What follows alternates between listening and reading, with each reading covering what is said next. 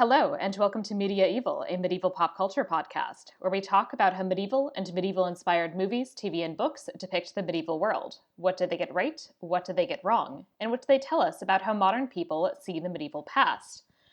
I'm Sarah Ifft, a medieval historian, and today I'm joined once again by guest Elizabeth Bonnemann to continue with our Doctor Who journey with The Time Warrior, a 4-episode serial of season 11. Listeners have presumably already have met you and remember you from last time, but just in case, Elizabeth, do you want to tell the listeners a little bit about yourself and about how you came to join me today? Yeah, so I'm a student of medieval history. It will be my college major when I have enough money to go back. I'm also something of an expert on Doctor Who. I know more about it than anyone I know, and I've sort of become Media-eval's resident Doctor Who expert. Yeah. So yeah. So here we go. So today we are delving into The Time Warrior, which is from season 11. It aired in 1973 and 1974, according to Wikipedia at least, since the last episode was like January 74.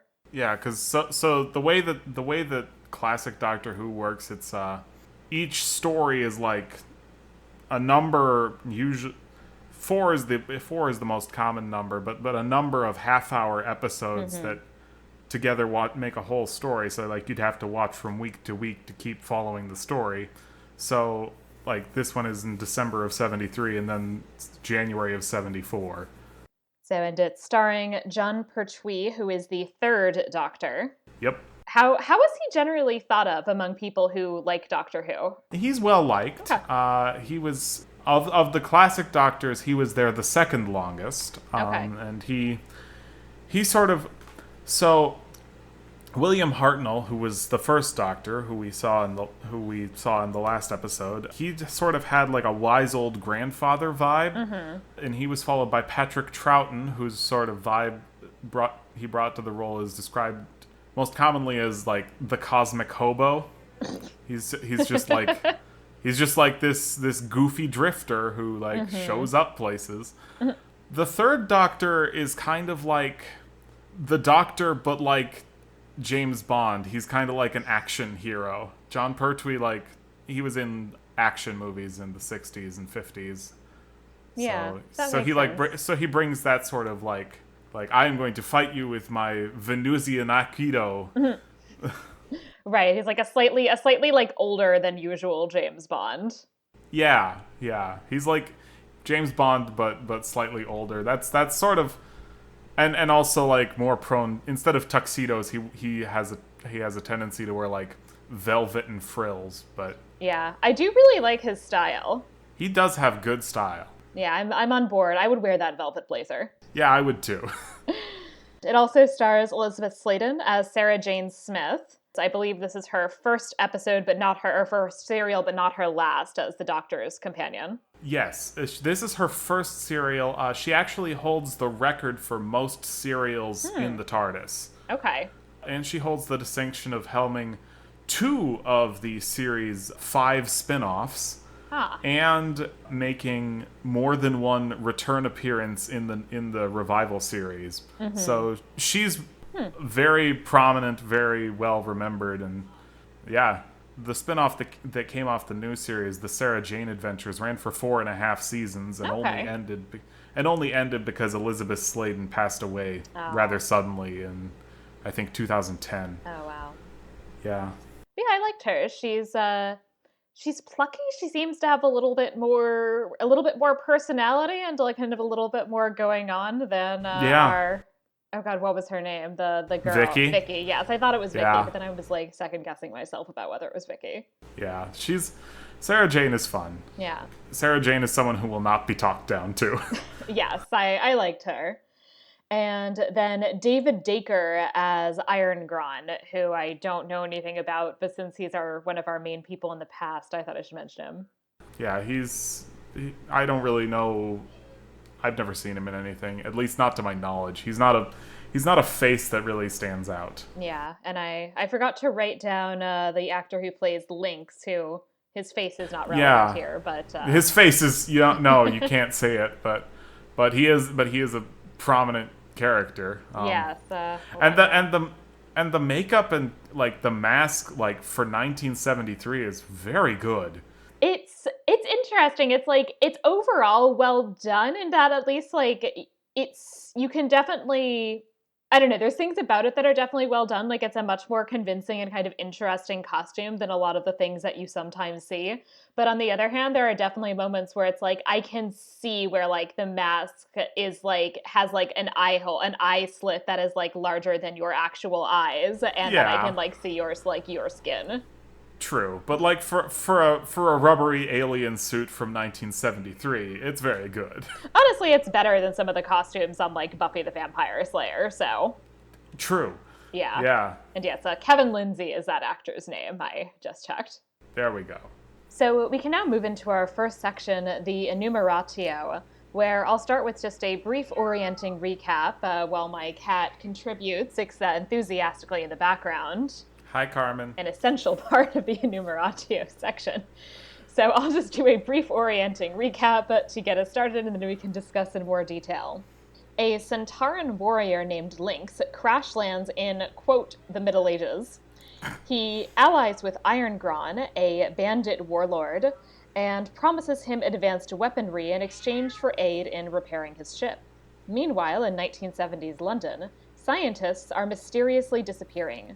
The Doctor manages to follow them in the TARDIS and learns that they are being kidnapped by Lynx to help with his ship repairs. Meanwhile, journalist Sarah Jane Smith stows away on the TARDIS, and both become embroiled in the local conflict between Irongron and the less aggressive Lord Edward.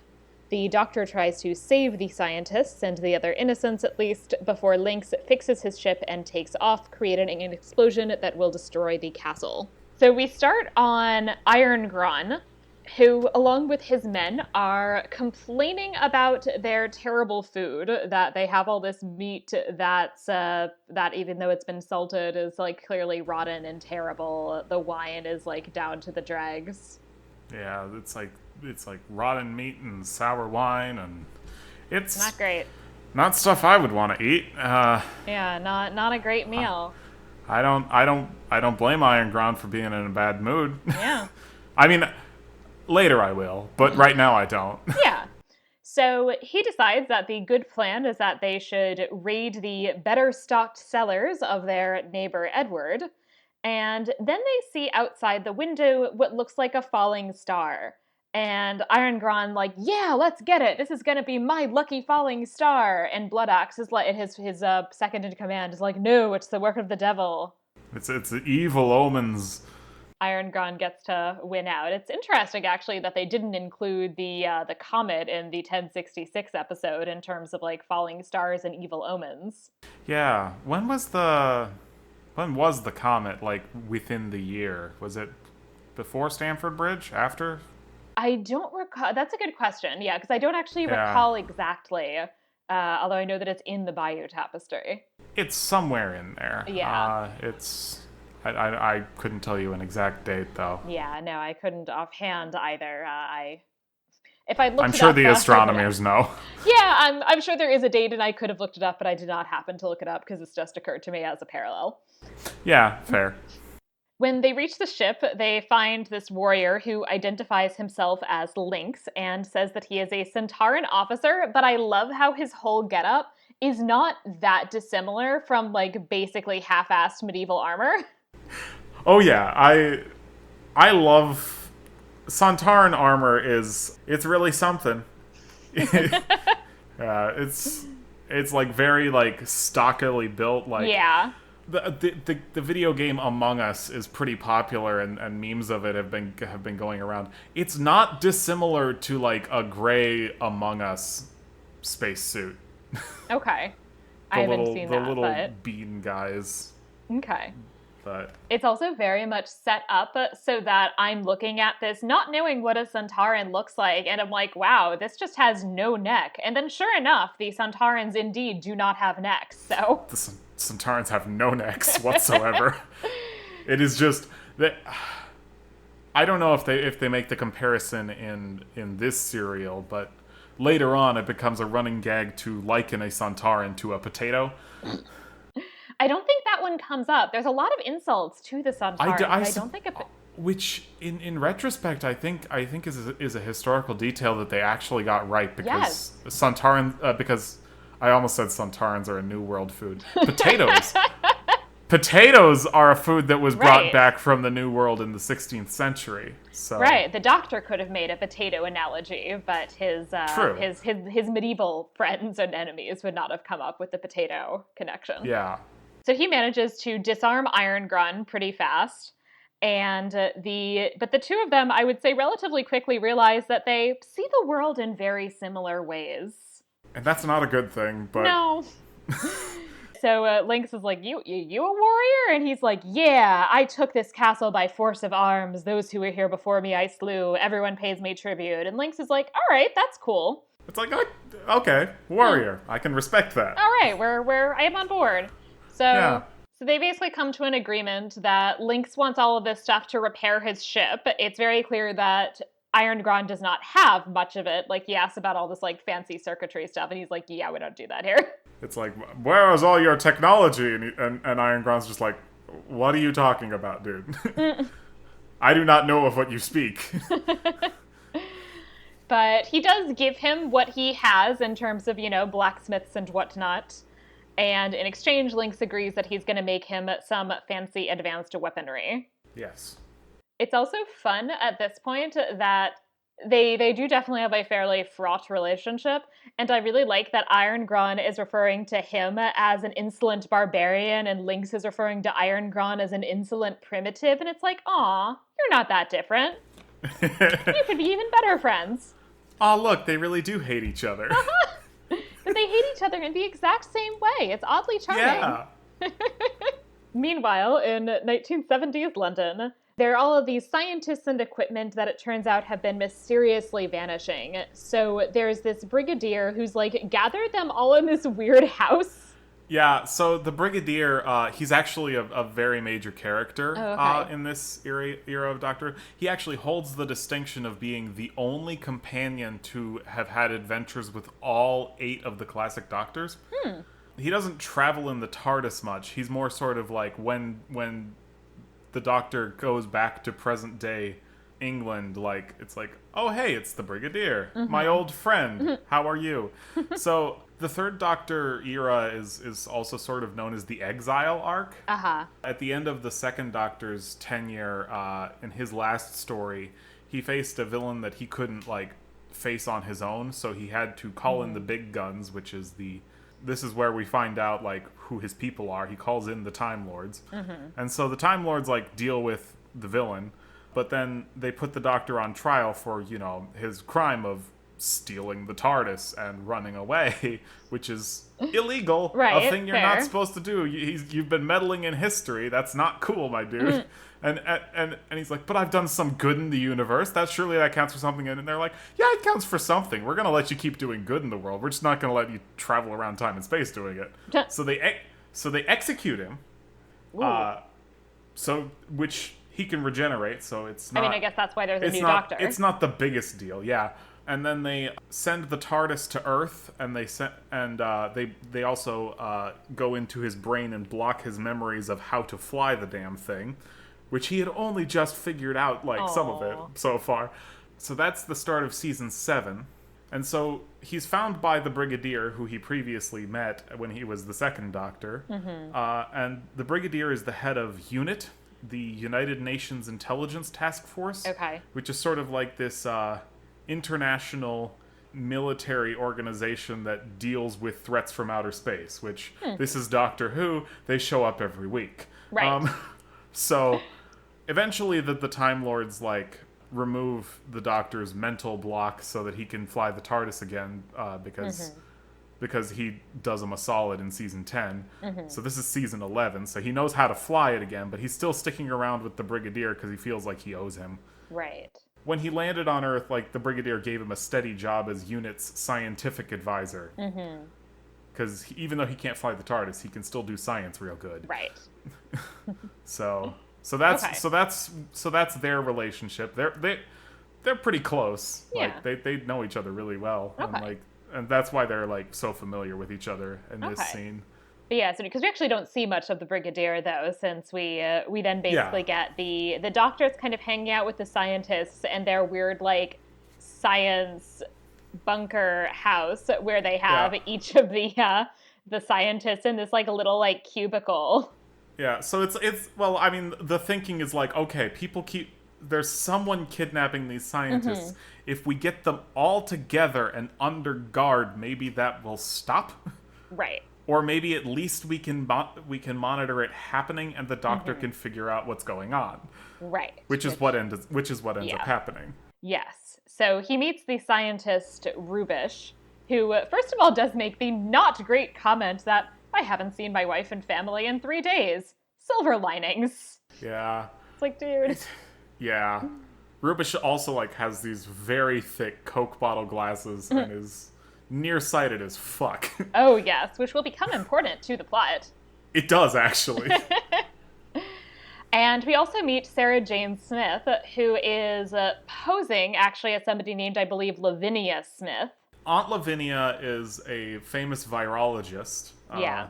So Sarah Jane is posing as Aunt Lavinia, who's in America, so she's not at this bunker. Right. But Sarah Jane wants this big scoop of like, why are they bringing all these scientists to this place? And Yeah. so and the doctor like sees through her disguise when he's like, so you're Lavinia Smith. I've read your defining work. It's especially impressive that you must have written it when you were 5 years old.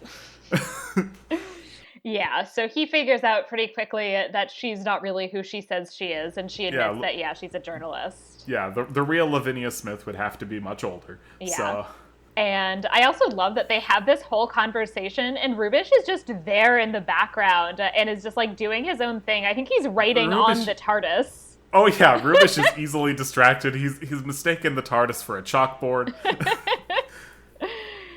And he then later, he's like, I don't think this woman is who she says she is. And it's like, oh, you didn't get that from the fact that they had a conversation about that, like directly in front of you. Okay. Yeah. He is very much the archetype of the absent-minded professor. Oh, yes. So then back in the Middle Ages, I have so many feelings about the question. I do too. Oh gods. That will come up. We now meet Lord Edward, Iron Gron's briefly mentioned enemy, and his wife Eleanor, who seems to be the person who actually knows what the fuck she's doing. Yeah. And Eleanor's complaining about the fact that they really cannot continue to tolerate this upstart dude as their neighbor. And Edward's like, well, we can't do anything because the king is fighting in this interminable war, and that's where all of the men are. What war? What war? The war. Don't worry about it. Who knows? Who cares? Unimportant. Details. Yep. And so they decide they're going to reach out to a few other local lords in order to hopefully form a more substantial fighting force. They start to send messengers, and of course Iron Gron captures their messenger. He has the message on him, and at first you're like, oh, so this is going to be how it's going to get resolved, is that he has the message on him and they're just going to read it. And then he's like, bye, make nothing of their Norman scribbles, since apparently Iron Gron cannot read. Or maybe he can read Saxon Old English, but not Norman French? Maybe. Question mark? This is I don't getting know what into year my it is. Exactly. This is getting into my additional questions about what year it is. Yeah. Yeah. Fortunately for him, however, Lynx can just hypnotize people. And he has this little light that he points at their faces, and that means that they'll just answer any questions. So that's convenient. Future alien science. Yes, the messenger gives everything away and also reveals that Edward has 6 people in his castle. So Iron Gron decides that he is going to attack Edward, and Lynx is like, ooh, I want to come. I like war. Yeah. Lynx is he's like a kid who wants to see what's going. It's like oh, I like this stuff. I want to see what's going on. I want to see how you're going to handle this. This is interesting. I'm gonna take a break from my important work and watch this. The Doctor, however, does get to see some of Lynx doing his important work. So he's doing this thing with delta particles that I don't science. Yeah, it's It's not real science, that's for sure. Yeah, exactly. I was like, I assume this isn't real science anyway, so like, I'm not going to worry about the details. He's basically like abducting scientists into the past. Like he's like reaching out into the future and like plucking them out, and so the Doctor sees him as he is abducting Rubish. Yes. So I guess he's able to then use his device that's kind of alerted him to what's going on. He's also able to use that to then track Lynx and Rubish. And so he gets in the TARDIS. Sarah Jane then also stows away in the TARDIS. Yeah. And they go back to the Middle Ages. Well, the Doctor and the Brigadier are like running around like trying to figure out where Rubish went. Yeah. And Sarah Jane's like, maybe he's in here, and wanders into the TARDIS. Right. Yeah, so she's looking in there. Of course, he's not there, but that means that she comes along with the Doctor to the past. Yep. Some unknown year of the past. Yes. Now that their messenger has been lost, Edward and Eleanor need to come up with another plan. And Eleanor suggests that they just try to assassinate Irongron while he's walking the battlements.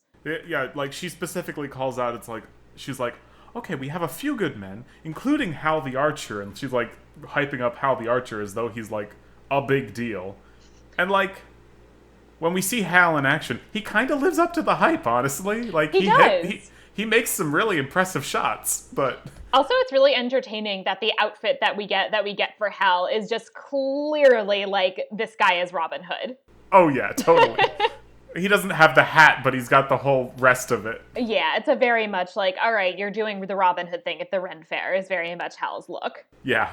He, I think, definitely actually would have hit his target and would have assassinated Irongron, ending this whole thing 3 episodes early, had it not been for the fact that at this point Sarah Jane shows up and is like, hey, you, do you know where I am? And distracts him, and so he misses. Do you know where there's a phone I can use? Right, yes! And he's like, I'm sorry, what?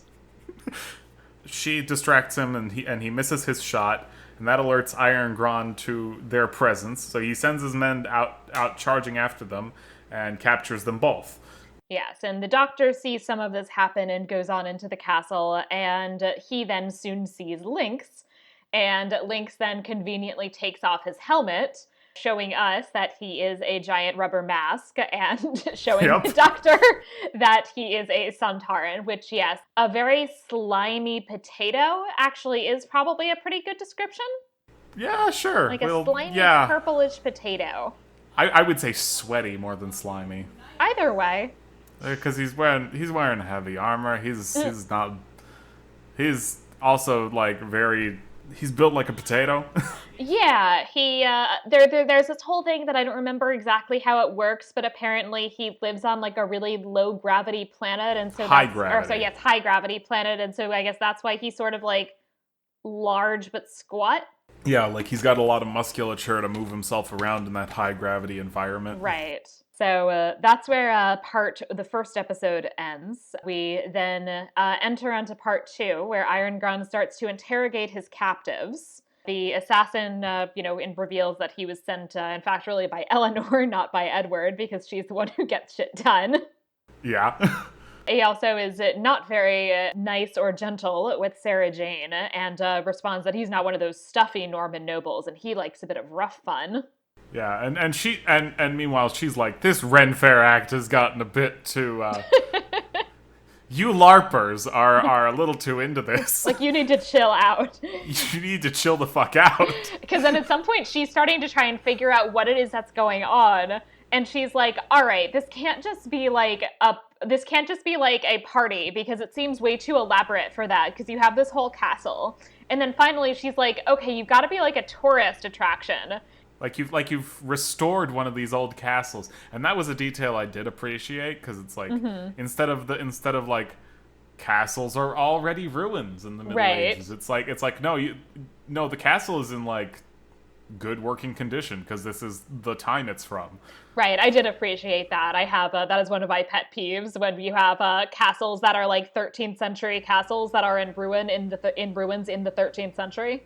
Yeah, so she's like, oh, it must have been really well restored.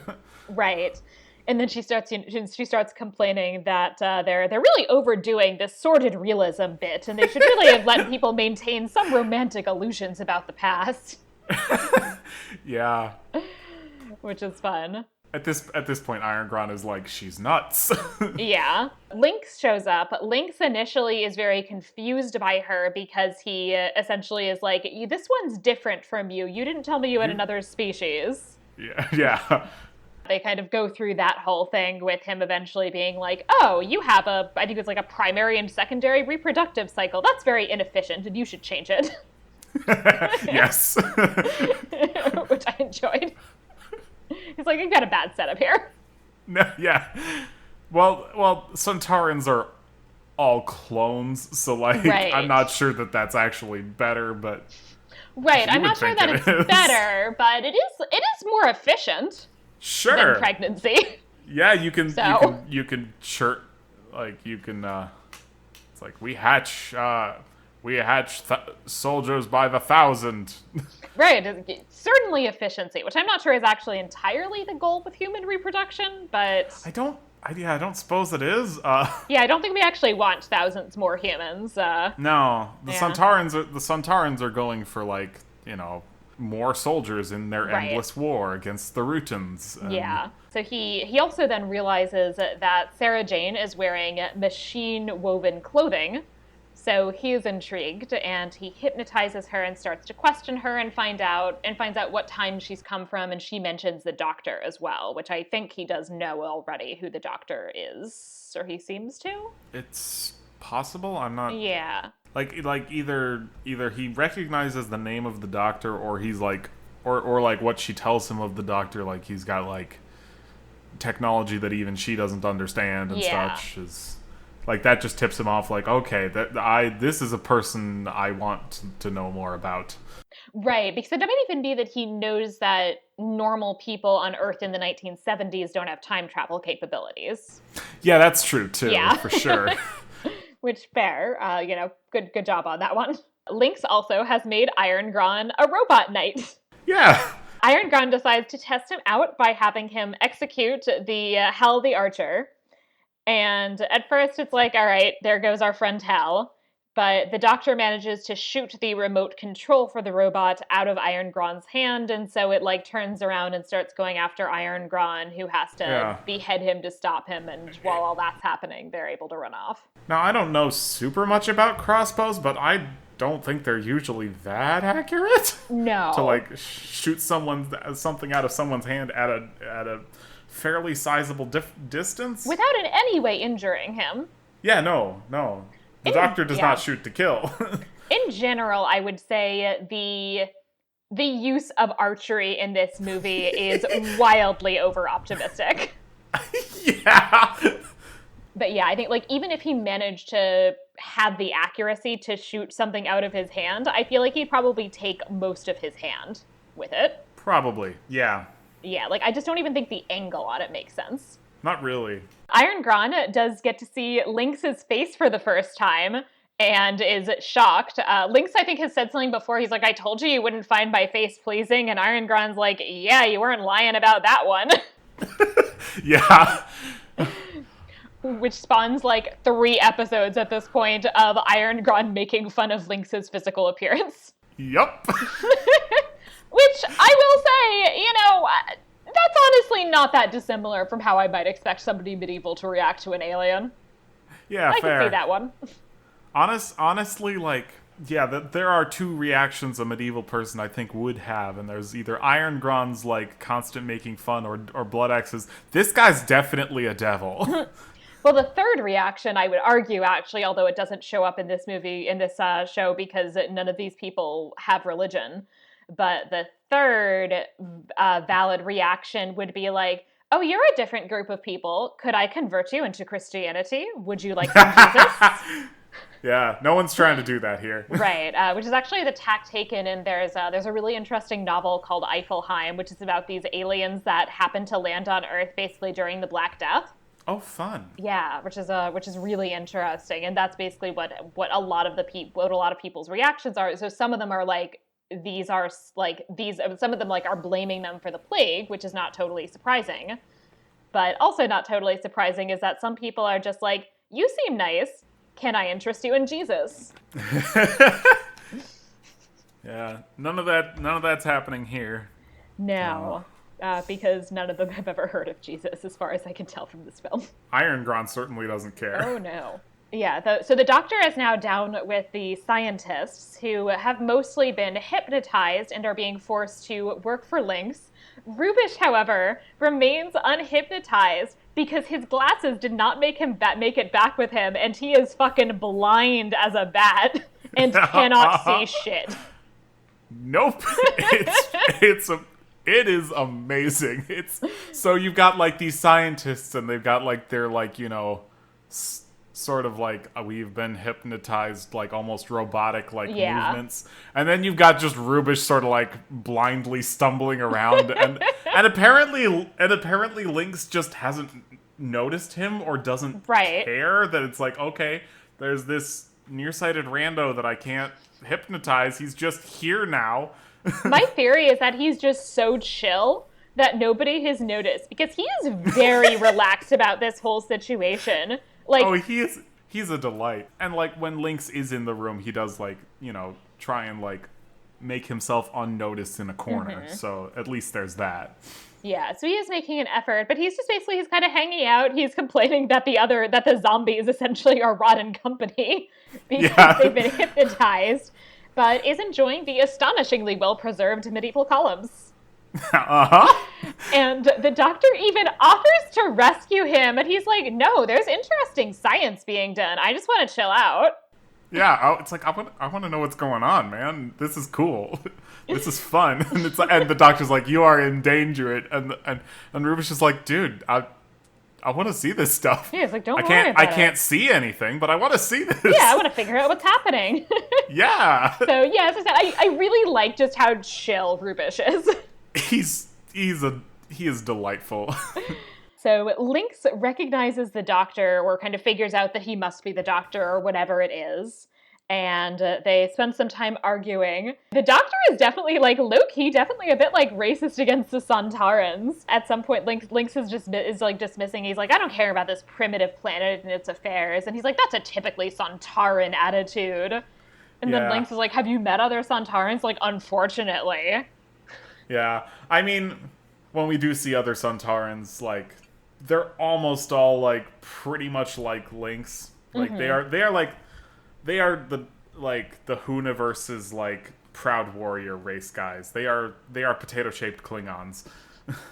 Yeah, this guy certainly is not very likable, and that certainly isn't surprising that it is, like, this universe where probably, like, they basically are all essentially the same. They're all clones, and they're all soldiers, so they do really all fit the same mold. Yeah. The doctor tells him that he is a Time Lord from Gallifrey once Lynx realizes that he is not, in fact, human.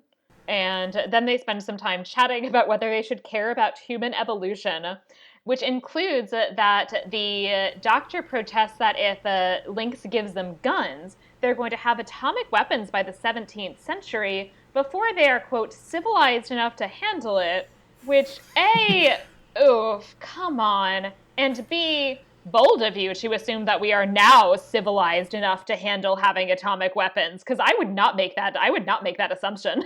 Yeah. Like, I wouldn't make it about 2020, much less 1970. Oh, definitely not. Yeah, like they should be taken away from us. Like, we need a Time Lord to get that stuff, to get that the fuck away from us. Oh, for sure, yeah. But yeah, so he's like, oh, we're gonna be civilized enough to handle it. It's like, are we? Okay. Sarah Jane is then brought to Edward and Eleanor by Hal, and she assumes that the doctor is actually in alliance with Iron Gron and responsible for the fancy robot, since he's the one with all of these fancy science things and time travel and whatnot. Yeah, it's like he's the time traveling alien. He must be behind the alien abductions. Right, which is not unfair as an assumption. Sure, yeah. And she suggests that they plan a raid to kidnap him and therefore deprive Iron Gron of his help. Yes. So we basically end with the kind of beginning of this raid. I think that we actually see the same scene at the end of episode 2 and the beginning of episode 3, where they get in basically because the fact the sentry's like taking a fucking nap. I think. Wait, we missed a bit where Lynx manages to hypnotize the doctor into doing work for him, and he puts like this headset on him that like basically zaps him if he makes a move out of where he's supposed to be. So the doctor like, the doctor gets Rubish, who Lynx apparently hasn't noticed, to turn it off. Right. So he escapes, and then we have this long fight scene where the doctor is, like, Right. running around the courtyard, and all of Irongron's men are, like, chasing after him, and it's, like, it's all shot from, like, a nearby rooftop, so it's, like, one continuous shot, so you see, like, them all just running around, and, like, Right. the doctor will, like, run past a guy and punch him, and, like, they're all, like, trying to grab him, and It's the like, doctor's really? All of you evading them. cannot catch this one, like, relatively, like, old man? Yeah. I mean, like, I know he thinks he's James Bond, but, like, there's, what, 9 of you? Like, come on, you should be able to handle this. And so, like, it's all shot in one shot, like, unedited shot at the end of season, Right. at the end of part 2. The recap at the start of part 3, like, shows that, like, the That's reason right, that yeah. we're seeing it from the roof is because Sarah Jane and Hal are up on the Yes, roof that's watching right. this. Yeah, my notes, I think, at some point got a bit muddled, actually, because I'm pretty sure I forgot to write in the initial version of my notes when we transitioned from episode 2 to episode 3, so... Oh, yeah. That's, well, oh, yeah, because I see that your next point that you put in part 3 was also at the end of part 2, where Right. the doctor realizes that Sarah Jane is here, and so he's like, he says to Rubish, "I'm sorry, I've got to go and find a young girl," and he runs off, and Rubish says, "Young girl? I would have thought he was a bit old for that sort of thing." Oh well. It's like, alright, guys, like, okay. Yeah, and like, I don't know, like it's a joke, sure. Like, It's a joke that I'm sure was much funnier in 1970 than I think it Yeah. is to me now. and like yeah, and like it's not like the doctor would ever do anything like that. So Yes, but Rubish would apparently, yeah, while he's so, busy enjoying the fact that he's not seeing his wife and family. right. Iron Grom manages to like corner the doctor, and then Hal shoots the axe out of his hand. Returning with an to arrow. our ambitious set of assumptions about how archery works. Yeah. Like, I don't think you can do that with arrows. Like, maybe, like, Lynx's future weapon, sure, like, Right. but I'm an fine with arrow, that. no. No. So, yeah. So the doctor, like, manages to escape to where Hal and Sarah Jane are, and he's like, "Well, thanks for the rescue." And Sarah Jane's like, "Oh no, this isn't a rescue. This is a capture." Sorry, friend. Rubish remains, by the way, so chill that no one has noticed that he has not been hypnotized, but he has made himself a monocle. Yeah, he's found himself a piece of glass and like a little grinder, and he has managed to fashion himself a monocle in the correct dimensions that will let him see. Yes. Good for him. So, He's good on him. He's a very good scientist, apparently. Yeah. The doctor is brought to Edward and Eleanor and makes a very good impression on them because he's like, finally, some civilized people. And they're like, yes, we are civilized. And also describes Lynx as nasty, brutish, and short, which is a good medieval joke because that's how people traditionally would describe the Middle Ages. Or life in the Middle Ages. Yeah, it's a good goof. Yeah, it's solid. I was like, all right. So Sarah Jane is like, all right, so I might have been wrong about this, although we have this super unnecessary misogynist comment from the doctor at this point, where she's like, okay, I could have been wrong. And he goes, that's a generous admission, especially coming from one of the fair sex. But to be fair, she does clap back a bit, and she's like, I don't know, maybe I'm not wrong. Maybe you suck. Yeah, and he's like, you know what? Fair. I really feel like, given just, like, earlier, like, episodes I've seen with this doctor, that, like, the misogyny is not a part of his character so much as, like, I am going to poke fun and get under the skin of this young woman. Right, which is very odd. I'm going to troll her. Right, which I'm not fond of, but yeah, it's not the best look, I will say. No. Because also this whole bit earlier where she, like, asks about, I don't know, she's like, can I help? And he's like, I don't know, we need somebody to make the coffee. And it's like, okay, come on, dude, chill. No. In that context, it's like, okay, we've got the best and brightest scientists, and it's like, you've just told me that you are not, in fact, a scientist, and also not supposed to be here, but, like, I'm not going to turn you in, but, like, you could at least, I guess, be useful. Right, but she's not an idiot. She's just not a scientist. Right. Yeah. Like, she asks him what he's doing, and he's like, you wouldn't understand. And then she's like, try me. And then he tells her what she's doing, and she, like, has this... She, like, doesn't respond, but she's, like, got this look on their face like, you're right, I have no idea what you just said. Right, yeah. I mean, it's like, she's not a scientist, but, like, she's, I'm sure she's used to, like, asking people, like, good, complicated questions and doing research and stuff like that. Like, it's not like she's dumb. That's true, yeah. So, but they do eventually, get to chatting and to get to know each other a bit. And he tells her basically that he's, from this group of people whose goal is essentially to stamp out unlicensed time travel, and describes them as basically galactic ticket inspectors, which I like as a description. And that's rich coming from him, considering that is exactly why he was executed and exiled in the first place. Stamp out stamp out unlicensed time travelers like me. Like me. Yes, but now I guess he's like worked all that out, and he's like going party line on that whole thing. Yeah. He vacillates back and forth on that issue. Like it's like he's like yes, the Time Lords have a point, but like also I want my freedom. Right. Yeah. and also like the like Time Lord political establishment kind of sucks. He definitely has a bit of a double standard on this, and he's like, well, I should be able to do whatever I want, but like these other people, oh no, what they're doing is bad. Yeah, and he does, like, that double standard is definitely like a factor. Like it's like I run around and help. Like Lynx here just wants to, blow shit up. And, right. And like fair. Yeah. I mean, Lynx doesn't even really want to be in this whole place at all. Like he really just wants to fix this shit and get out of there. Yeah, but he doesn't worried about like, fucking with the course of history and introducing advanced weaponry centuries early. Like, yeah, he considers he's that unimportant.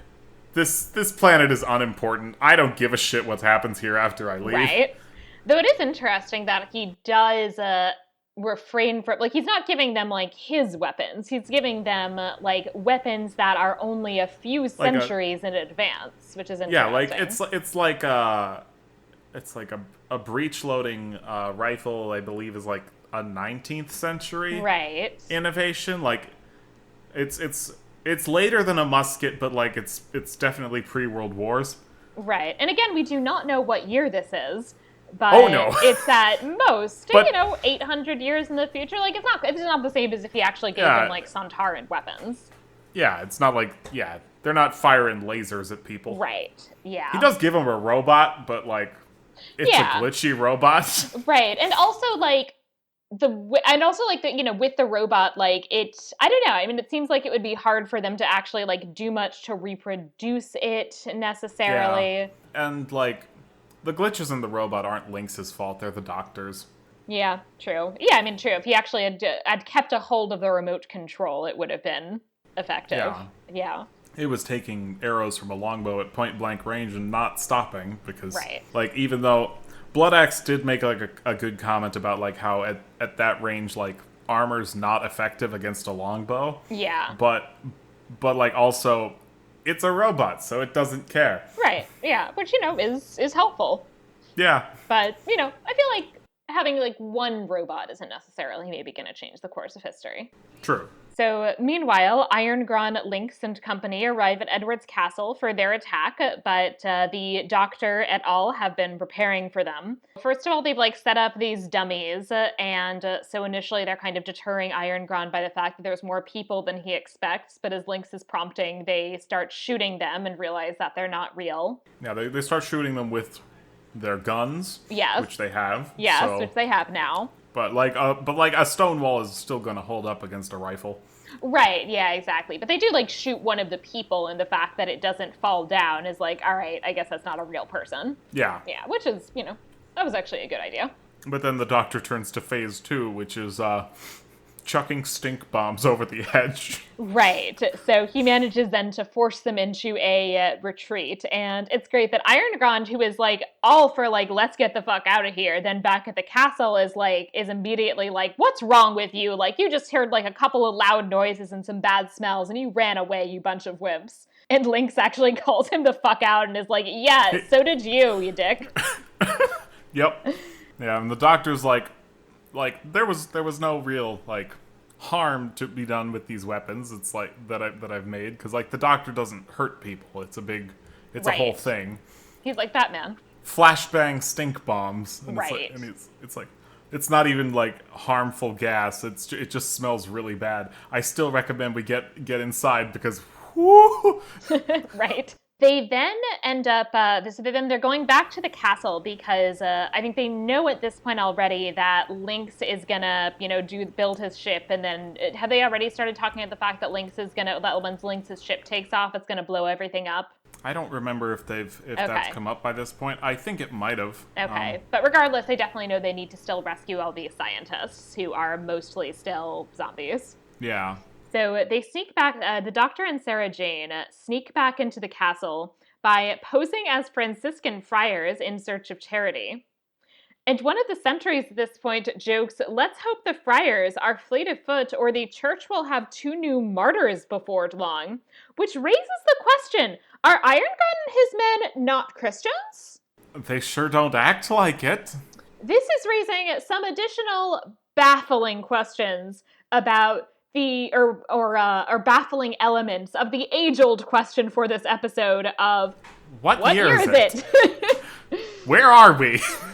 Who knows? I mean, judging by like the 2 location references that are thrown out, like I'm assuming somewhere in the south of England, but it's really not specific. We've got a location approximately. Like we know at least, like I think south of England we're pretty safe. The time remains extremely questionable. Yeah, there's I have a number of things to say about that. Yes, Also, I'm not sure exactly where we're at, but I know at some point the Doctor and Sarah Jane just stroll past these 2 guards. Yes. And the Doctor he beckons them closer, like he's got something, and he's holding out his hands like there's something in them, like that he wants to show them, and he just strolls on up to them. He beckons them closer. They're like, okay, and they come closer, and then the Doctor punches them both in the face. Right. and I love that moment. It's also just like, wow, like y'all are dumb. Yep. Y'all are dumb and bad at your job. Yeah. We also have continued conflicts between Iron Gron and Lynx, including that Iron Gron keeps calling Lynx Toadface, but also that Lynx is like, so I'm gonna leave, really soon. And Iron Gron's like, you're not gonna leave. You're gonna stay here and help me in the war. And Lynx is like, yeah, that's not happening. So they're arguing about that. I have my own war to get back to that I think is way more important than any of you primitives. Right, he does not care. And we end with a cliffhanger because Lynx goes back into his little workshop and sees that the Doctor is there and does what I think is supposed to be better hypnosis on the Doctor, which is my guess based on the fact that it's now a red light instead of a yellow light. No, actually, I believe at this point that he's just trying to kill the Doctor. Oh, okay. I think that was supposed to be a pain ray, death ray. Okay. But it doesn't. But he doesn't point it at him long enough to do permanent damage because Sarah Jane tries to tackle Lynx and gets thrown off because Lynx is very strong, but that knocks off his aim, and then the Doctor starts talking about Lynx's the Sontaran's weak spot, which is the vent at the back of the neck, which Lynx is like, it means our soldiers must always face forward. It's not a bug, it's a feature. But that lets Rubish sneak up behind him and whack him on the back of the Provic event with a brick. Right, which honestly good for Rubish, and also I love that he's able to even see where the damn thing is because of his monocle. Yeah, right. Good for Rubish. So the Doctor ends up being okay. And they tie up Lynx and start their efforts to unhypnotize the people and then evacuate the castle. Because at this point, they do definitely know that they have to evacuate the castle because when Lynx's ship takes off, it's going to blow everything up. They definitely, by this point at least, are like, oh, okay, that's what's happening here. It's like, well, don't you need us to take... Iron Gron, makes a comment of don't you need us to take... We brought your ship into this castle. Don't you need us to take it back out if you're going to leave? And Lynx doesn't really, say anything to that. But he's don't worry about it. He's like, don't worry about it. Because, Lynx does not care about these people, and he has no intention of leaving them alive. Nope. Or certainly, I genuinely don't think he cares whether he does or not. Oh, he really doesn't give a shit. Yeah. Like, if they happen to be alive, like, whatever, I'm not actively trying to kill them, but also, like, I don't care if they die. Yeah. There is then a wrinkle in their plan because Bloodaxe is sent down by Iron Gron to go and try and fetch me that scabby stoat from his burrow, referring to Lynx, which is a solid insulting comment, which I appreciate. Yeah. It's a good burn. It's a good burn. The Doctor tries to buy some time by going to Iron Gron in disguise as an upgraded version of the robot. Yeah, it's like Lynx promised Iron Gron a new robot that will respond to his voice because the hand unit is apparently clearly a weakness because it got shot out of his hand. Yes. And so the Doctor, like, the robot, it like just looks like a set of armor. It looks like a set of plate mail. And so, like, the Doctor just puts on the plate mail and pretends to be a robot. Yep. And then Iron Gron's like, oh, but I want to test my new robot. Fight me! And he tries to, he's like, but sir, I am programmed to fight for you, not against you. It's like, I don't care, fight against me. I want to see what you're made of. And so, like, we get some pretty cool sword fighting. Yeah, to get the Doctor doing his fun robotic sword fighting. Meanwhile, Sarah Jane has gone down to the kitchens and is talking with the various kitchen maids, a group of women who, I think we've seen one of them before, but increasingly it's like, oh, there's like 12 people down here that we have not seen at all this entire serial. Yeah. I mean, I think they give the reason of, like, we want to steer clear of Iron Gron, which, fair. Yeah. I would too. Yeah. She manages to sneak what turns out to be like a sleeping drug into Iron Gron's food, and also attempts to invent feminism. And so he's like, you're not slaves. And they're like, yeah, we are, which also, like, you're not, but okay, whatever. And then ends with a complaint that you're still living in the Middle Ages, which is like... Which earns her, like, a few looks of what?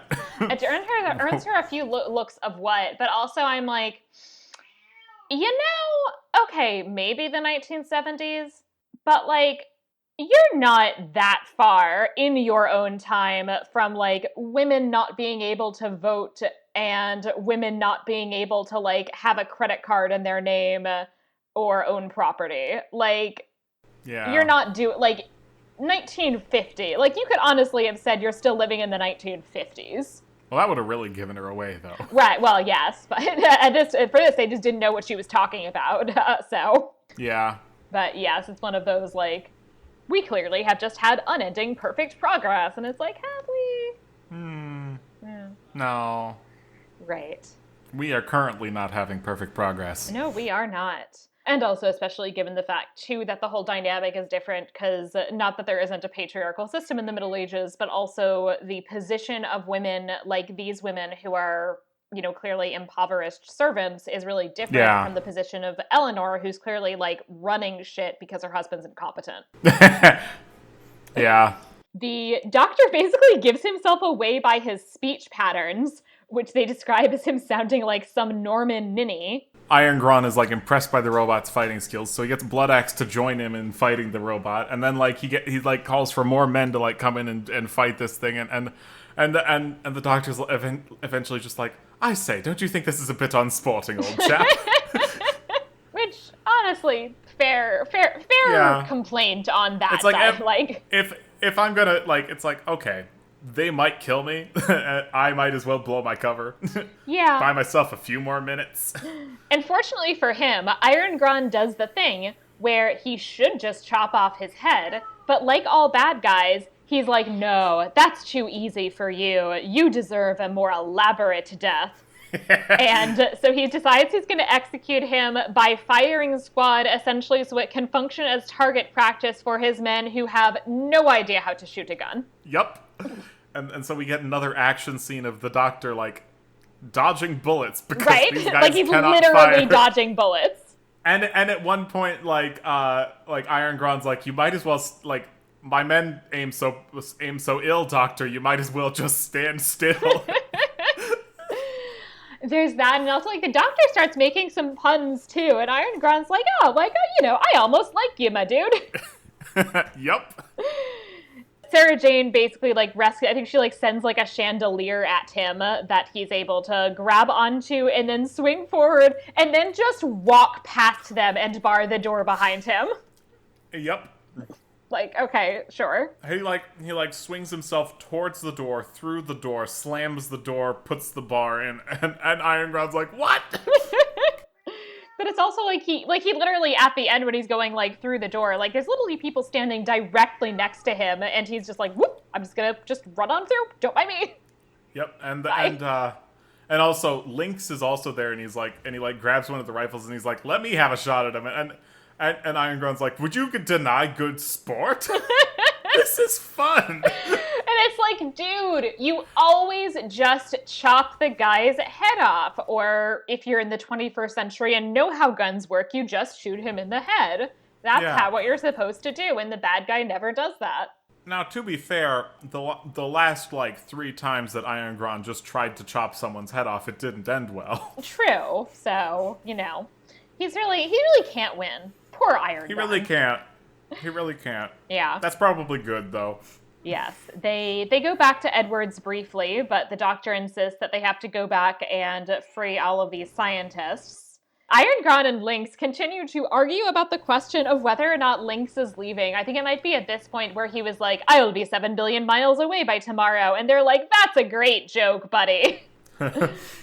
Yeah, and they're feasting on all their food that I don't know where they got all this new food from. Their raid was a horrible failure. Yeah, but all of a sudden they have a ton of food that seems to be completely fine, and a ton of wine, which they even have by the end of the raid, because immediately when he gets back, he's from the unsuccessful raid, he starts getting drunk, and it's like, wait, where did you get all this good wine from? Yeah. It's weird. So they start eating, and once they eat, they immediately pass out because this is the drugged food. Yep. Sarah Jane, the doctor, and Hal then return to Iron Gron's castle. They attempt to get the scientists back to their own time, and Hal is sent off to go and disarm Iron Gron's men, and I think the plan is that he's going to disarm them and then wake them up and tell them to get out. Yeah. And Iron Gron, however, is woken up by the effort to remove his sword, but he immediately blames Lynx for having betrayed and drugged him. He goes after Lynx, but Lynx, in 5 seconds, just hypnotizes him and is like, nah, we're not doing this. Yeah. Lynx starts to ready his ship and is getting ready to take off, but Hal shoots Lynx in his one weak spot, and he, I guess, dies? Yeah. Yeah. But he still manages to hit the takeoff button. Yes, he manages to hit the takeoff button early. So they all have to run quickly to escape the castle moments before it all blows up. And they manage to use the thing that the Doctor and Rubish are able to use the thing that... Well, the Doctor is able to take the thing that Lynx was using to snatch them out of time. Yes. He shows Rubish how to use it to send them back into the future. And then so he sends all the scientists into the future, and then Sarah Jane sends him back, but she's traveling with the Doctor, so... Right. I guess it's like you go back the way you came. Yeah, fair. Which, makes sense. I guess. And so they all escape, except for Iron Gron. Yes. And, Hal wakes Blood Axe and is like, get your men and get them out, this place is gonna go up in flames. Right. So pretty much everybody actually gets out except Iron Gron, I think. They're gonna blow up this castle through magic, which... Okay. That's as close a metaphor as he needs, really. Yeah. It gets him out. It gets the job done.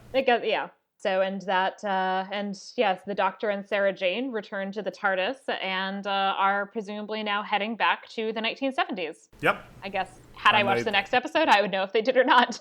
Oh, they do. Okay. And there's dinosaurs running around in the next episode, and there's a whole thing going on with Something's that. Gone wrong there. Yeah, kinda. I mean, the next episode is called Invasion of the Dinosaurs, which kind of gives away gives away the twist there. Fun. They can't stay in Jurassic Park where they belong. No, they are wandering London, which the Brigadier at least had the foresight to evacuate, but still. Right. They're either many thousand years too late or 40 years too early. Yeah. Yes. 20 years? I don't know when Jurassic Park came out. It was the 90s. Yeah. So. Yeah, so I guess more like 20 years. 20. Yeah. Yeah. So that brings us to the end of our summary. So at this point, we can move into the Vera at Falso section, where we talk about what they got right and what they got wrong. And I will say, there are a couple of little details here and there that I think they do really well. The first that I wanted to comment on is that at the beginning, when they're talking about the spoiled food and referring to the fact that, oh, like this sheep has like clearly been like dead for over a year, and then somebody's like, well, it's been salted, and he's like, yeah, I'm not buying it. It first of all does refer to the fact that salting is a legitimate preservation method, but Yeah. also I think avoids making the claim that is a very common one, that spices are used to disguise the taste of rotten meat, which is a very common claim, but a false claim. Yeah. I am glad that they correctly indicate that, yeah, like you can tell if meat is rotten. Like no matter how much seasoning and cooking you do, like you can still tell. Yeah. And you don't want to be eating that. And even Yeah. if you salt it, it won't last forever. Right, yeah, exactly. Like if I don't know offhand and I didn't look up exactly how long something that's been salted would last, but it certainly will go bad eventually. Yeah. I also, Blood Axe accuses Lynx of being a Saracen and refers to his skills in Eastern magic. And like, the Lynx introduces himself as a Sontaran, and Right. Blood Axe here is Saracen, which is, I guess you don't know what a Sontaran is, so it's Right. the closest analogy you have. The closest pronunciation thing. Right, and the word Saracen is one that actually goes back to the 5th century in terms of it being a term used to refer to Arabs and then later Muslims, once Muslims are a thing, which they're not quite yet in the 5th century.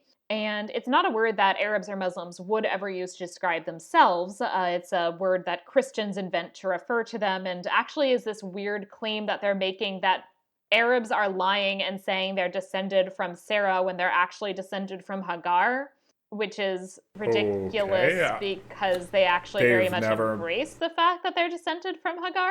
Yeah, they've never made that claim. Yeah, so it's actually like a super fucked up, pretty racist term. Yeah. That is like insulting them by accusing them of lying in a way that they never have. Anyway, so it's a fucked up term, but it's one that would have been familiar, and that in particular, especially like with the First Crusade and the fact that they're engaging more with the Islamic world, although not very nicely, it becomes, I would say, pretty popularized. So especially if we're looking at like late 11th century or after, I think that the use of the term is certainly a valid one, even among people who are not super educated.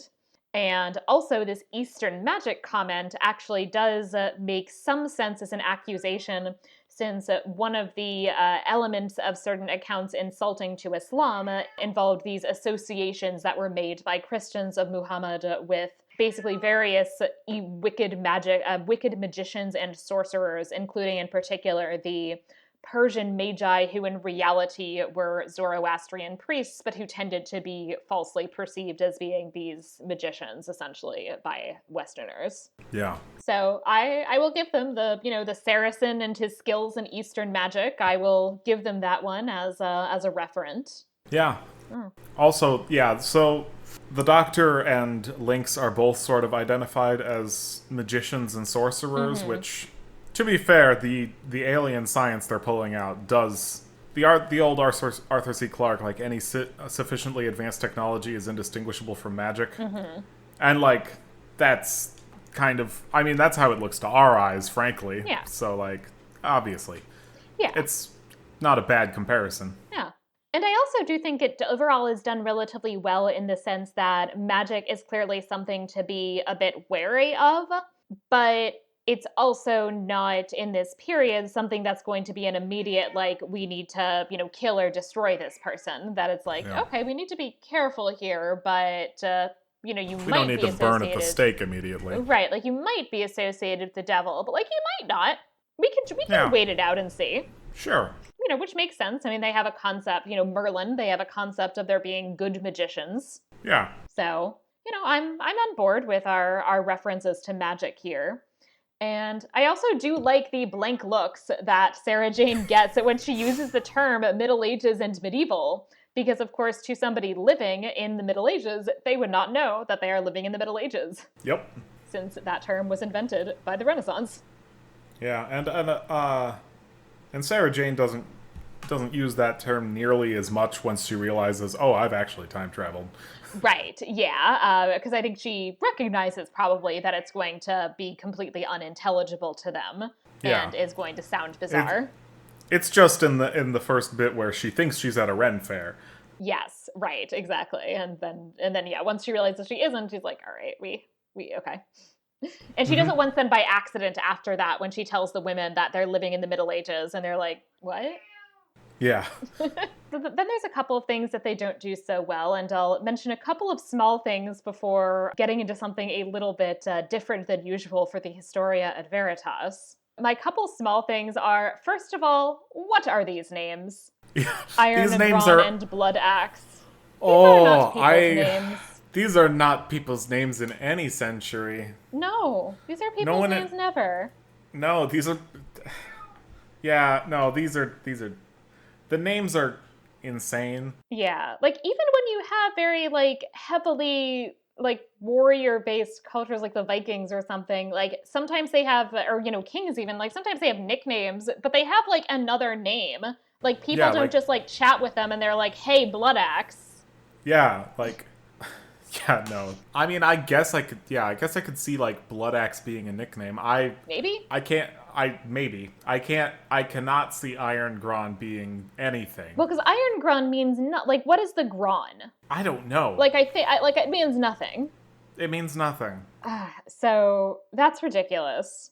Yeah, and our more heroic medieval people are a little better. Like Edward and Eleanor and Hal are Yeah, real names. those are solid. So at least there's that. But yeah, I don't. And not helping anything is the fact that like they have no idea what year it is. Yes, which yeah, There's- I'll get to the year in a moment. Okay, because I have comments too. Yeah. The other part of the problem with our friends Iron Gron and Blood Axe is that so it presents them as these Saxon question mark people, like lower status people Yeah. who then have managed to like take this castle and take over everything. They make disparaging comments about Normans. So Right. So they're presumably not Normans. Which, yeah, that like does sort of imply like, okay, Saxon, sure, that's the Right. other major yeah. ethnic group in this area in this vague time period. Yeah, and the way in which they're then kind of referred to as these upstarts and seems to also imply that they might be of lower status as well. And the thing is that while there certainly were periods, again, we don't know if it's this one because we don't know what year it is, but there certainly are points in time where we have basically roving mercenaries who are able to basically take over castles. But a lot of the time, the leaders of this are people who are of relatively elite background. So, if we're talking in particular, the time in England where this is potentially the biggest problem is probably in the 1130s, 40s, with the civil war between Stephen and Matilda, where you have a ton of people just kind of either taking over castles, or actually the other big part of this is that they'll actually just build a castle in a place where they do not have any authority to build a castle officially. And this proliferation of castles is actually what's emphasized as a problem. But these are people that are like Norman knights and lords. Yeah. Like these are people who are already relatively powerful people, and they're just essentially establishing, they're basically just taking over additional areas, but they're not like highway bandits, Right. which is how they're presented here, essentially. Yeah, like I did sort of see them as like maybe they're like I've heard of a few stories of like a mercenary band like setting up in a castle somewhere, like, but it didn't happen a lot in England. Right, and as I said, in this one period where it did happen in the somewhat anarchic period in the Yeah. Civil War, as I Right, said, they wouldn't- it is happening, but it's people who are like honestly not that different from Edward and Eleanor. Yeah, no, like someone like gruff and lower class and rah, like Iron Grun, like maybe he's leading a bunch of bandits, sure, but like certainly not holding a castle. Right, and like there might have been enmity between an Iron Gron and an Edward, but the enmity isn't because he's this upstart who doesn't have the right to hold a castle. The enmity is because I should have gotten there first. Right. So it's this sort of very, very odd dynamic being created between these people that doesn't really entirely make sense at any possible point in time. No. So that then leads into our next segment, the Historia et Veritas, where today we're going to do something a little different from what we normally do in this section, where because there's not a ton to quite latch onto in terms of real historical individuals or events, we're going to play a game related to that called What Year Is It? What fucking year is it? Who knows? Oh boy, there's so much. So we have a lot of clues which do not together make They do sense. They do not add up to a coherent whole. They do not. One of them is all the comments about the Normans. We've got all of these disparaging comments about the Norman nobility. That does mean that we have to be sometime after the Norman conquest, but it would make most sense for it to be relatively soon after the Norman conquest. Yeah. I mean, because it's not like in the year 1300, they're still bitching about the Normans. Yeah, no, by that point, like, the Saxons and the Normans have sort of fused into the entity that is the English national identity. Right. I mean, even in Henry II's times, when like the mid-12th century, people aren't really like, the Normans anymore. Yeah, like it's been a couple generations. They're used to them by now. Yeah, so this would in theory imply that we're like late 11th or early 12th century. Yeah, that's what that implies. Yeah. We know that there's a major war happening. We don't know what war it is. There are many, many options for wars. Some which are more interminable than others. Yeah. So we could, in theory, be talking about Norman efforts to consolidate control. Potentially, we could be talking about that in theory, which would put us in the late 11th century. But then something like a Saxon taking over a castle would be fundamentally a part of the war, and they would care. Right. Yeah. So that doesn't really make sense. We could be talking about, I don't know, like the Third Crusade in the late 12th century kept the king away for a long time, although now we're already getting away from a period where it makes sense to talk about the Normans in this way. What did the English really get involved with the first two crusades? A little bit, but I would say more heavily the third, especially in terms of like the third is the first where like the King of England is actually going. Right. The first crusade, I remember Duke Robert of Normandy went. Which is why when William II died, Henry I was right there and seized control because Robert was off in Jerusalem crusading, so he couldn't. Right. So you never leave when a member of the royal family might croak. It's not a good idea. And especially when you're next in line. Yeah, just don't do it. There are also a number of wars with France over the 13th to 15th century, the most interminable of which is, of course, what is later referred to as the 100 Years' War. Which goes on for 116 years. Yes, but again, this doesn't quite make sense to the whole Normans thing. But Definitely who knows? Not. It is just a war. Yep. The use of the term Saracen, I would say it's in usage earlier, but especially for people who aren't super educated, it doesn't totally make sense for people to be using it until after the Crusades have started. Yep. So that I would say puts us in the early 12th, like the late 11th, early 12th century at the earliest, in theory. At the earliest. Then we also have the problem that the doctor, he's talking to Rubish, and he's like, oh, you're in the early years of the Middle Ages. And I'm just like, at this point, I just like threw up my hands because it's like, at the earliest, it is 1066. And that is not the early years of the Middle Ages, which starts in approximately 500.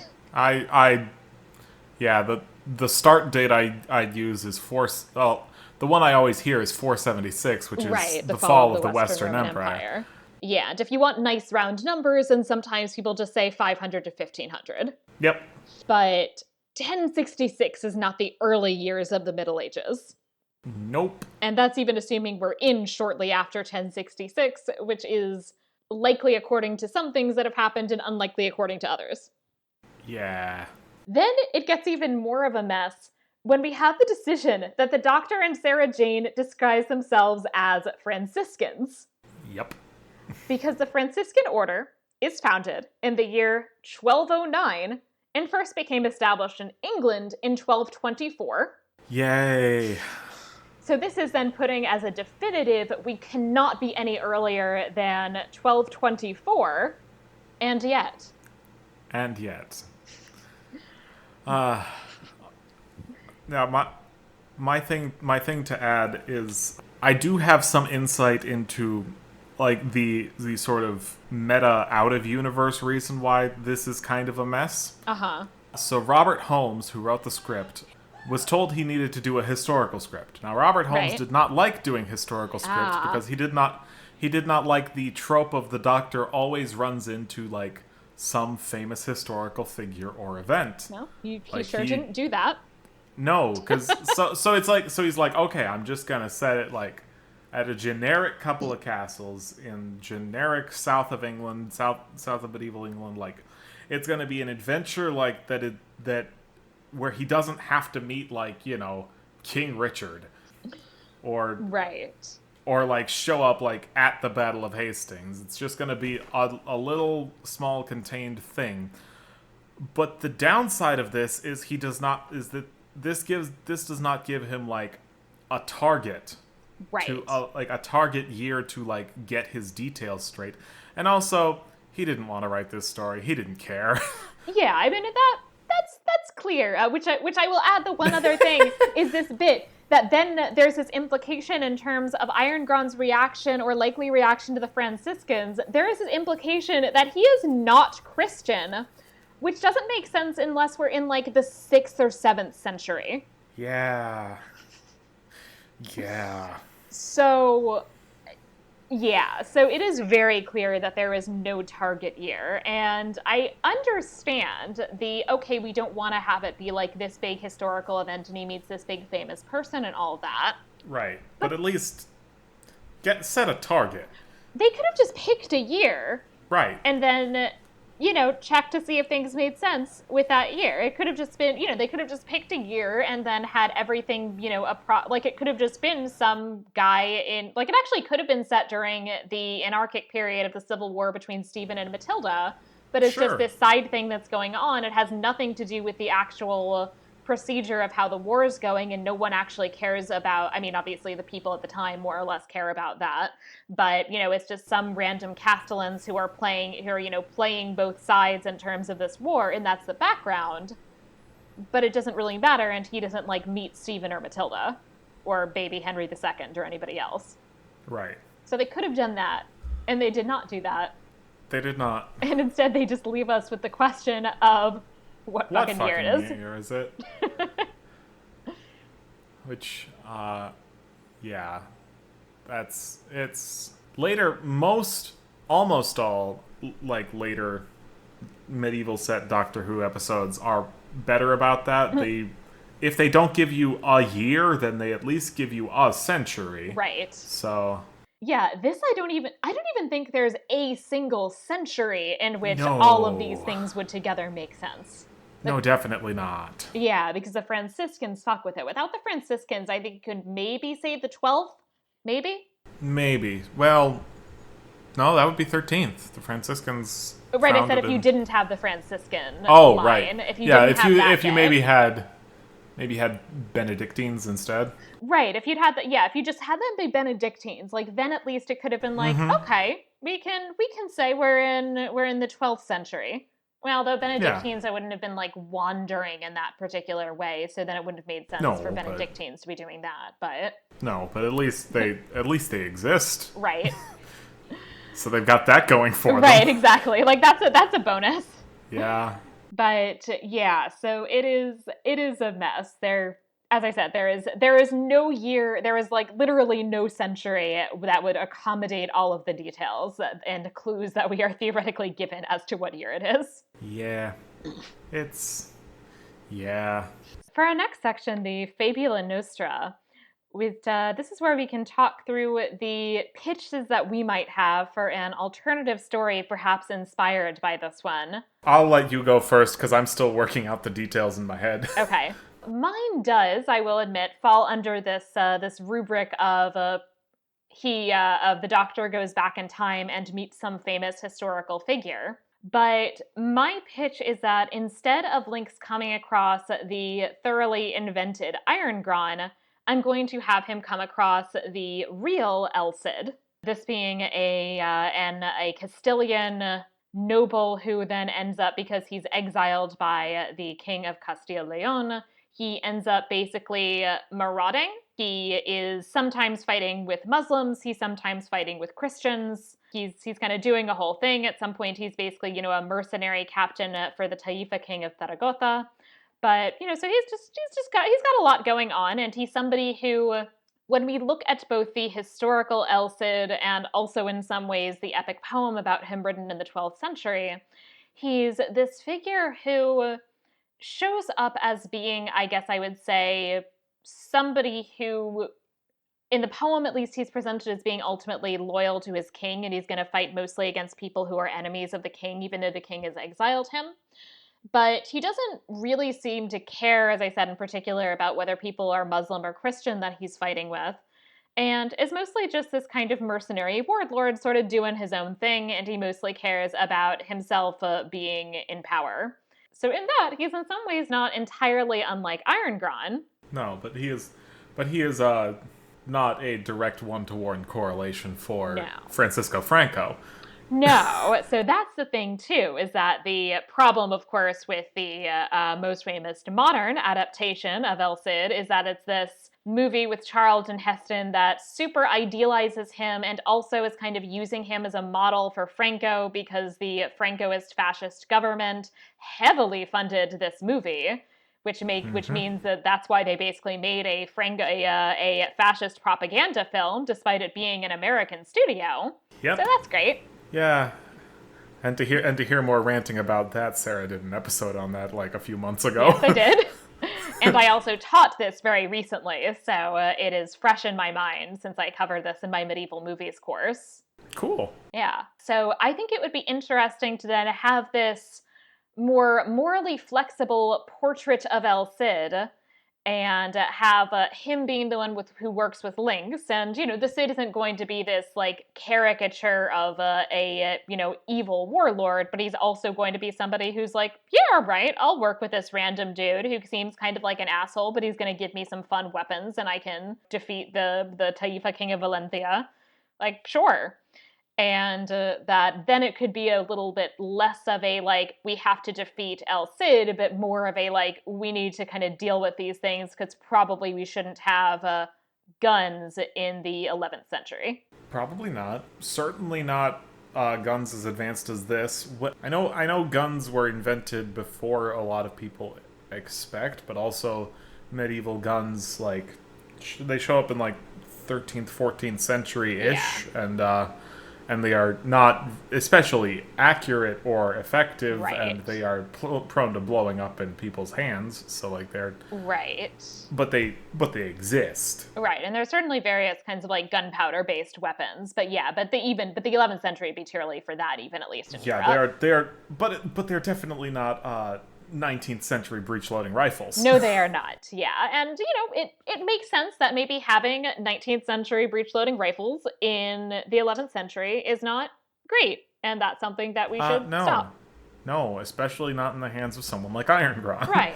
And it could be interesting also because then there might be a bit more of an impetus to stop Iron Gron from, blowing up a castle and some additional stop Lynx from basically blowing up a castle, because while you can make the argument that in the grand scheme of English history, this one castle in the middle of southern England getting blown up doesn't really matter, having the castle, having the palace in the center of the city of Valencia blow up would be not so great. Not great.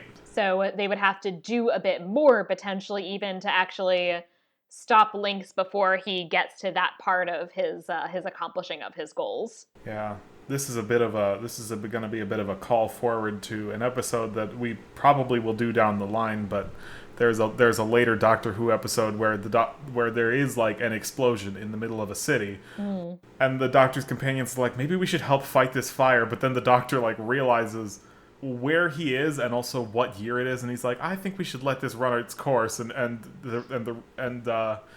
he accidentally starts the Great Fire of London. That's almost as good as my actual conspiracy theory about the Great Fire of London, which is that it was started by Christopher Wren so that he could build a bunch of churches. Yes, Christopher Wren, your architecture is amazing, but also, yeah. But also maybe you started the Great Fire of London. This is my one conspiracy theory that I definitely believe. Sure.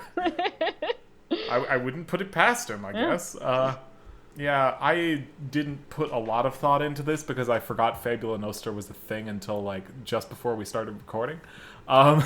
So the like sort of concept is a good one and like a fairly common recurring one in Doctor Who. Like, so if I had to make something inspired by this, I'd do something quite similar, but like I would definitely nail it down to like a specific time and place. Yeah. I maybe would throw a Zag in there and like instead of Doctor Who, which almost always like they default to England, which makes sense because it's an English show, right. But I might set it somewhere else just to throw a little wrinkle in there. Like Elcid is a good one. I wish I'd thought of that. Trying to think of like an actual pitched war where both sides are roughly equivalent in power, because like I'm coming up with things like the investiture controversy, but like Emperor Henry IV does not want to shoot the Pope. That and would also, be sort of entertaining, though.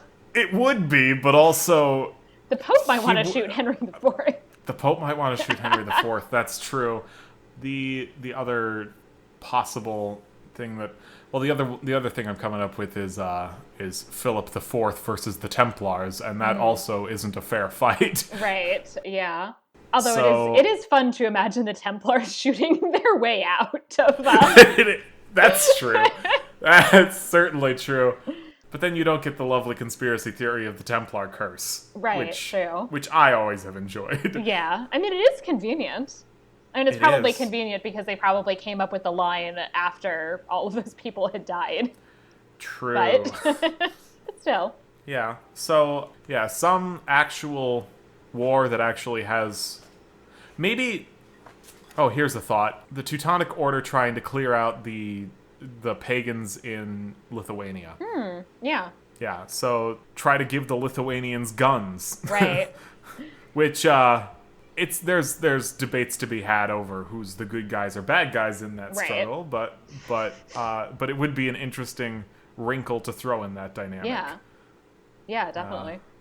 Actually, one of the few...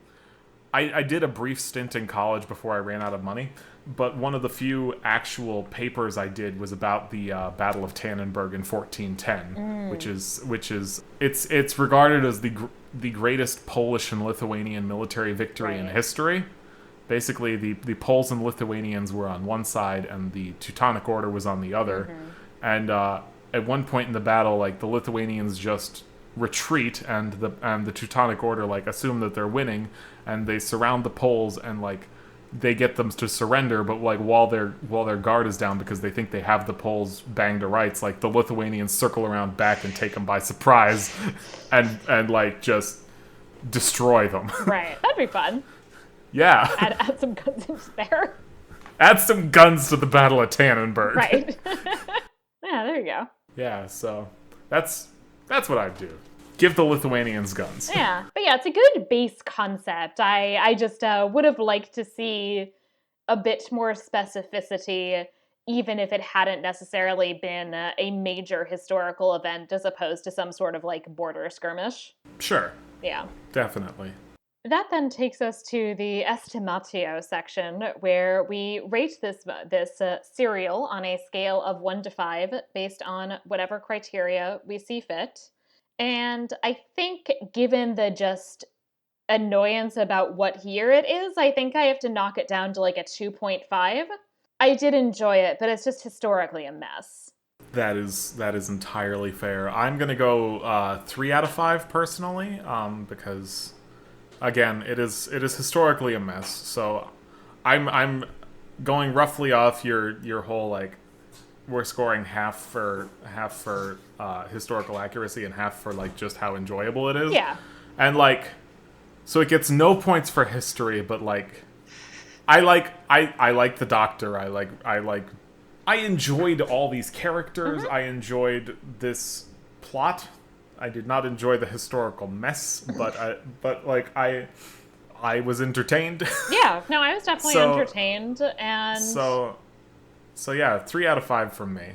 yeah, and I'm looking forward to continuing to moving forward since well, I felt like the 1970s misogyny was a little better than the 1960s misogyny. It does. It's a thing that improves over time.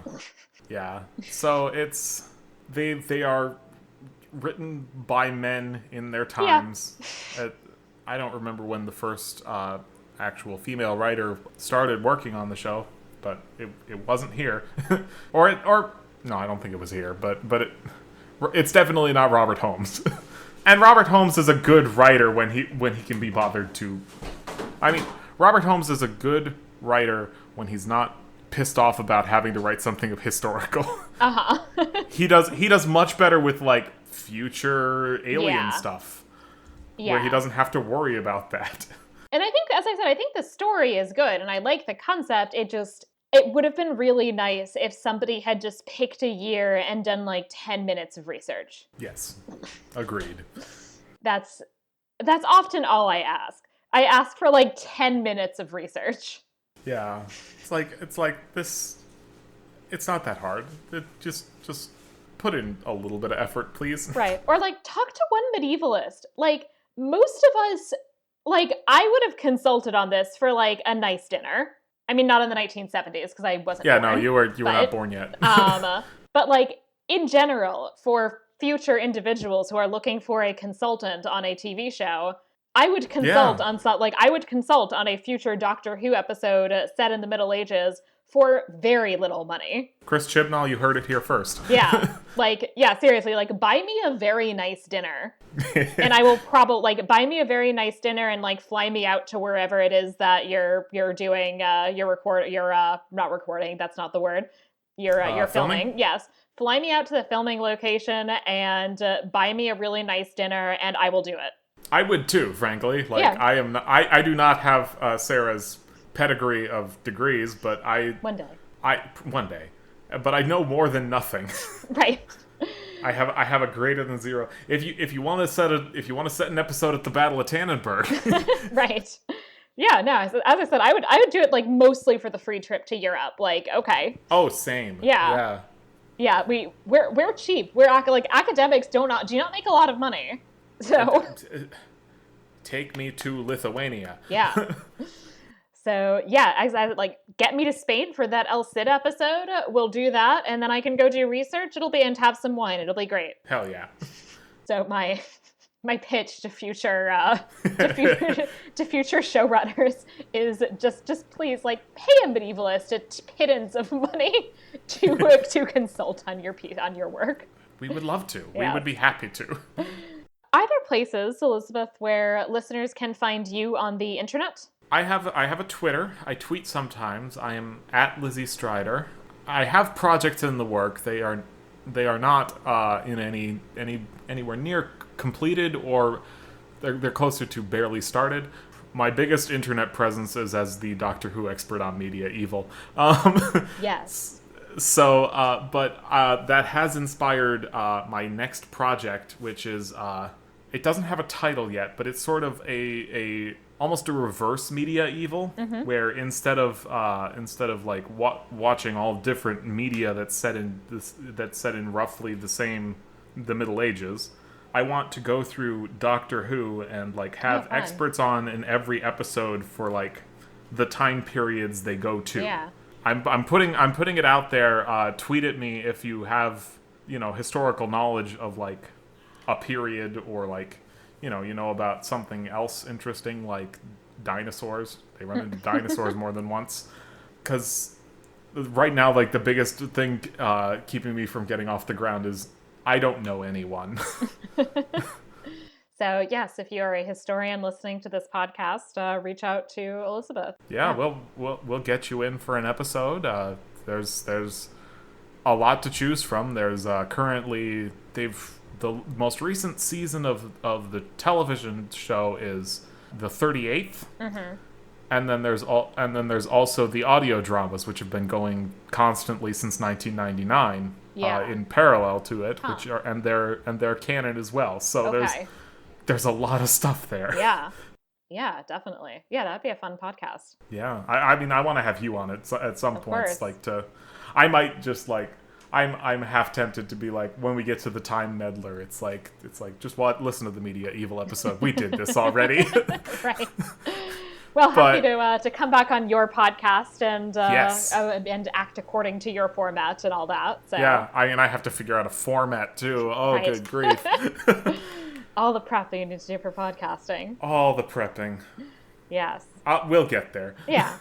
For those of you who have enjoyed this podcast, please subscribe in your preferred podcatcher app, and please rate and review us on Apple Podcasts. This is how we get more listeners. This is how we are able to expand to a broader range of people when people search things about medieval history and podcasts or movies. Please do that, and I'll read new 5-star ratings in future episodes.